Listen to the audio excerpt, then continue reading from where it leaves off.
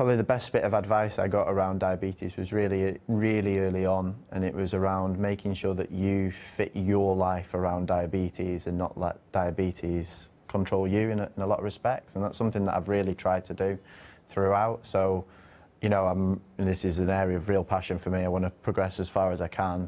I love my exercise, you know, and in the long term that really helps from a general diabetes perspective. Is the exercises are really positive. So for me, I've always been willing to say, right, I'm going to make sure that I stay on top of this. I'm going to make sure that I do the right things at the right times. Well, Parsons works with the PGMOL sports science teams to manage his diabetes for a match day, making sure his blood sugars are stable enough to meet the physical demands of refereeing at the top.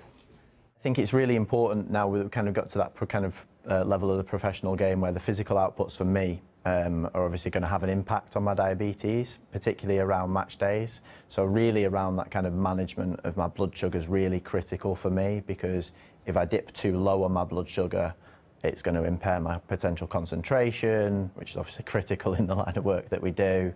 And also if my blood sugar goes too high and rises too high, I can get the effects of like muscle cramps, can start to kind of get a bit lethargic, those kind of things that can come on.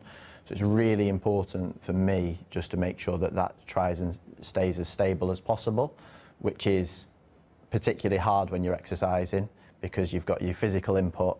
Not only that, you've kind of got the adrenaline from the game and obviously just the demands of the job that go around that. So yeah, it's really kind of important that I try and make sure that I'm fueling myself right from the food perspective, but also trying to match that to what might, like the insulin that I need to give to match the food that I'm eating as well.